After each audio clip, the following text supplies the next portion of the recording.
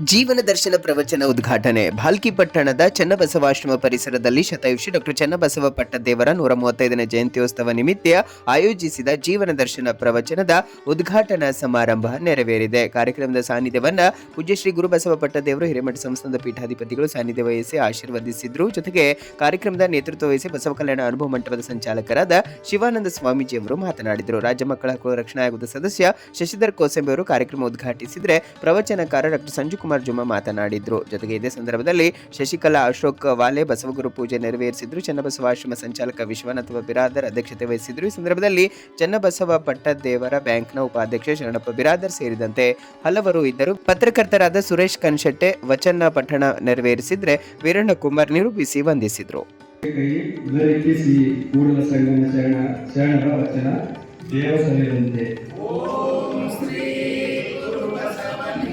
ಅಪ್ಪರು ಎಲ್ಲಿ ಜನ್ಮ ತಾಳಿದ್ರು ಕಮ್ಮತ್ನಗರದಲ್ಲಿ ಭಾಳ ಎಲ್ಲರ ಪ್ರೀತಿ ಪಾತ್ರರಾದರು.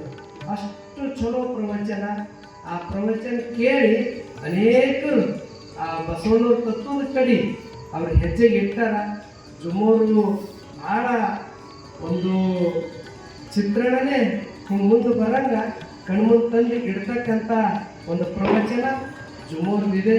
ಅಂಥವರು ಅನೇಕ ಊರುಗಳಲ್ಲಿ ಭಾಳ ಯಶಸ್ವಿ ಮಾಡ್ಯಾರ.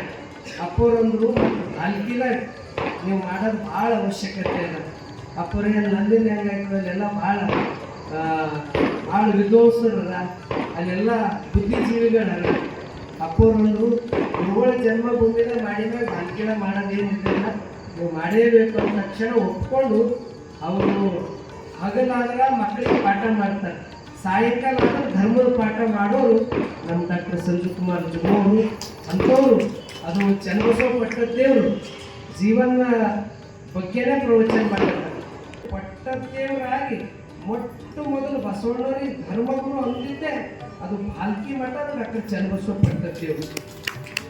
ವಿರಾಟ್ ಪರಂಪರೆಯಲ್ಲಿ ಇದ್ದವರು ಬಸವಣ್ಣನ ಧರ್ಮಗುರು ಅಂತಾರೆ. ಆದ್ರೆ ಪಟ್ಟದೇವರು ಇದ್ದವರು ಬಸವಣ್ಣವರಿಗೆ ಗುರು ಅಂದಿದ್ದು ಮೊಟ್ಟ ಮೊದಲು ಯಾರಿಗೆ ಸಲ್ತದೆ ಅಂದ್ರೆ ನಮ್ಮ ಚನ್ನಬಸವ ಪಟ್ಟದೇವರಿಗೆ ಸಲ್ತದೆ.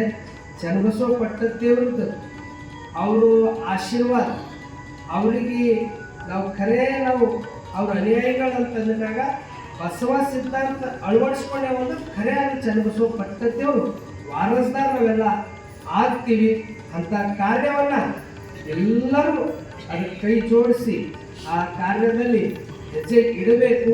ಬೇರೆ ಬೇರೆ ಜಿಲ್ಲಾ ಬೇರೆ ಬೇರೆ ಕಡೆ ಹೋಗಿ ಮಕ್ಕಳ ಕ್ಷೇತ್ರದಾಗ ಎಷ್ಟು ನ್ಯಾಯ ಕೊಡಿಸ್ತಕ್ಕಂಥ ಕೆಲಸ ಮಾಡ್ಯಾರಂದ್ರೆ ಬಹುತೇಕ ಈ ಮಕ್ಕಳ ಹಕ್ಕುಗಳ ಆಯೋಗ ಅದ ಅಂತಂತ ತೋರಿಸ್ಕೊಟ್ಟಂಥ ಶ್ರೇಯಸ್ಸು ಅದು ಶಶಿಧರ್ ಕೋಸಂಬೆ ಅವರಿಗೆ ಸಲ್ತದೆ.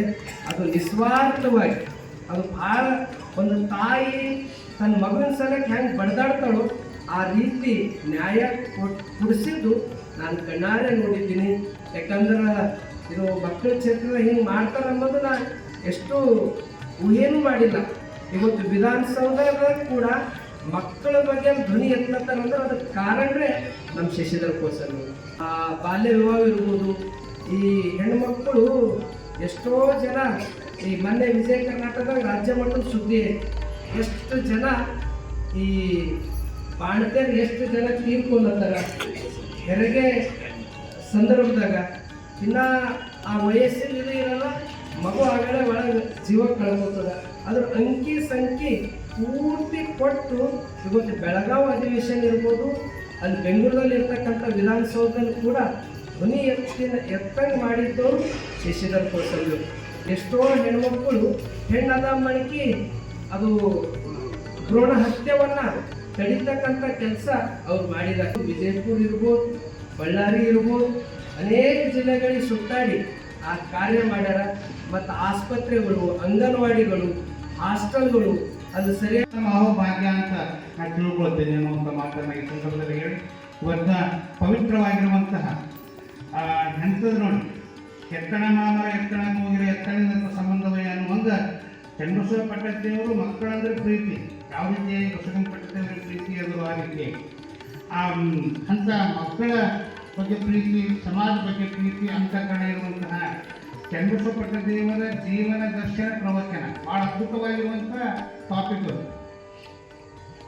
ಅಂತ ಪ್ರವಚನದ ಉದ್ಘಾಟನೆಯನ್ನು ಆತ್ಮೀಯ ಶರಣ ಸೋದರನ ಮಾರ್ಗದರ್ಶಕರಾಗಿರುವಂಥ ಕೋಸಂಬಿ ಅಣ್ಣವರು ಮಾಡಿದ್ದಾರೆ. ಅವರಿಗೂ ಅನಂತ ಶರಣಾರ್ಥಿಗಳನ್ನು ಸಲ್ಲಿಸ್ತಾ ಅಡಿಯ ಹಿಂದಿನ ನರಕ ಅಡಿಗೆ ಅಶ್ವಮೇಧ ಯಾಗ ಹೊತ್ತು ಧರ್ಮದ ಕಾರ್ಯಕ್ಕೆ ಮಡಿಯಲೇಬೇಕು ಅಂತ ತಿಳ್ಕೊಂಡು ಸರ್ವಜ್ಞ ಹೇಳಿರ್ತಕ್ಕಂಥ ಮಾತನ್ನು ಅಪ್ಪಾಜಿಯವರು ಏನು ಮಾಡ್ಯಾರಂತಂದ್ರೆ ತಮ್ಮ ಜೀವನದಲ್ಲಿ ಎಷ್ಟೇ ಎಡರು ತೊಡರು ತೊಂದರೆಗಳು ಬಂದರೂ ಸಹಿತ ಅವನು ಏನು ಮಾಡ್ಯಾರಂತಂದ್ರೆ ಮುನ್ನುಗ್ಗಿ ಆ ಕಾರ್ಯವನ್ನು ಯಶಸ್ವಿ ಮಾಡಿರ್ತಕ್ಕಂಥದ್ದಿದೆ. ಅದಕ್ಕಂತ ಚನ್ನಬಸವ ಪಟ್ಟದೇವರು ಅಂತಂದ್ರೆ